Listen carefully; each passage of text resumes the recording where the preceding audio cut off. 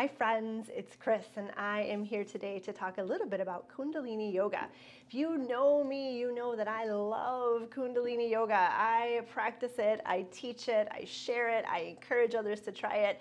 But Kundalini often gets a bad rep. People think it's too weird, it's too woo, things happen that aren't supposed to happen, I don't know how to do it, it's just unfamiliar, uncomfortable, and all of this crazy stuff that goes along with it. I knew someone once who called it Kundalini instead of Kundalini, which tells you kind of that misconception that happens around this practice. I'm here to tell you that is not the case at all. Traditionally, a lot of people see Kundalini yogis wearing white, having their head covered, saying and chanting all of these weird things. Sure, there are aspects of it, and people sometimes practice Kundalini that way, but that is not the way it has to be. That is not the way I teach it. I wear all sorts of different clothes. I wear different colors. Sometimes I do Kundalini in my jeans. Quite often, more than not. I wear jeans more than yoga pants when I do Kundalini. I wear a lot of white, but I don't have to wear white. You don't have to wear white. I don't cover my head. You don't have to either. You can cover your head if you want. There's reasons that that practice has that component for certain people. They can choose to do that, that's fine. But that's not the rules of Kundalini. Kundalini, just like so many other things in our life and our world, have areas, there's spectrums of practice, right? There is not, you have to do it this way. And if someone tells you you have to do it this way, walk away. Let me tell you, they are out of line, and that is not the practice that you want. For me, Kundalini really is a practice of breath, a practice of movement, a practice of awareness, and I love to make it accessible to everybody. When I teach it, I want everyone to feel successful, and it's a practice of movement and breath which shifts the energies and in our body, and that ultimately shifts our awareness of ourselves and the world around us. And I want everyone to have that experience. And if it's limited by, oh, well, you have to wear white and you have to say these things and you have to cover your head, that just nips it in the bud from the very beginning, and that is not what I am about.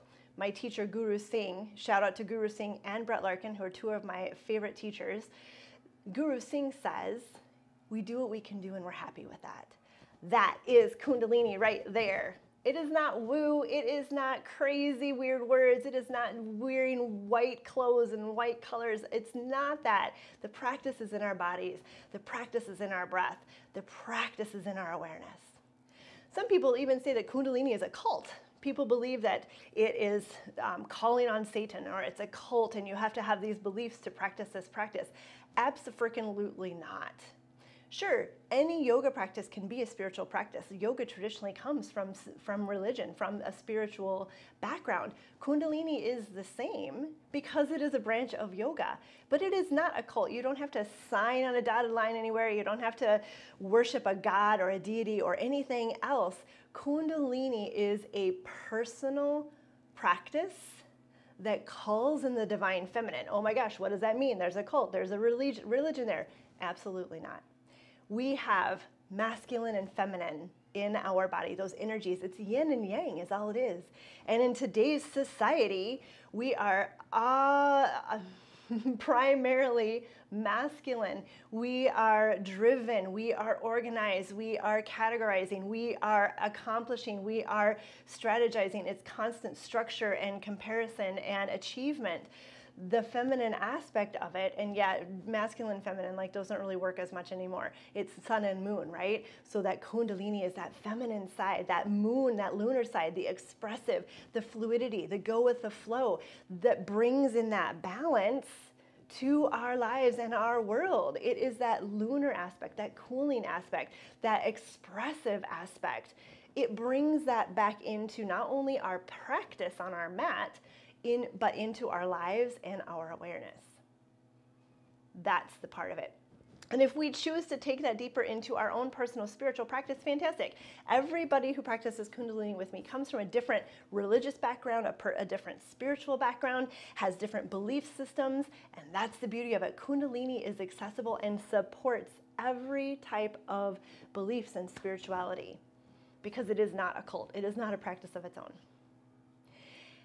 Then the last thing I'll talk about today that makes Kundalini not woo is that traditionally people think you have to do it this way for this amount of time or you aren't doing it right. There's that right or wrong, correct? So when I first started practicing Kundalini, I went to a couple classes and it was like, well, you have to do this posture for 12 minutes, 11 minutes, or you're failing, you're not doing it right. And you have to do this breath for 11 minutes or 7 minutes or 3 minutes, or you're not doing it right. You're not gonna get the benefits of Kundalini. That is cray-cray BS. Let me just tell you that right now.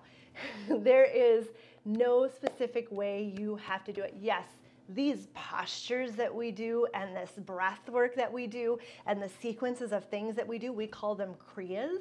That means complete sets of movement, that's all. When we put them all together, they have a significant impact on our body and our awareness. So they are very prescribed in that sense. But if you don't do it for 20 minutes or you don't do it for 11 minutes, you're not failing. The important part is having that intent and experiencing that to the level with which your body is ready to experience it. There's that accessibility, right? I say in my sadhanas all the time, do what you can do and be happy with it. That's what Guru Singh says, right? And feel into your body.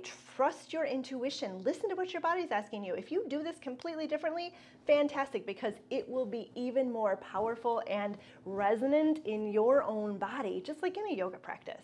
Don't strain, don't force it. Let go of those arbitrary rules and experience the practice.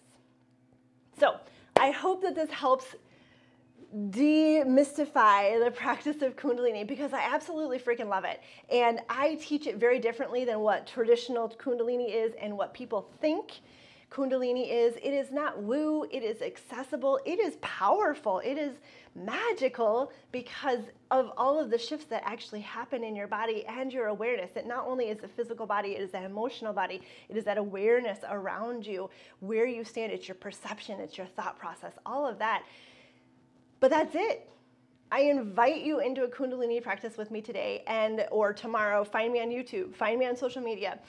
Take a class with me somewhere. Come find me, come experience this Kundalini and realize that it is not too woo for you.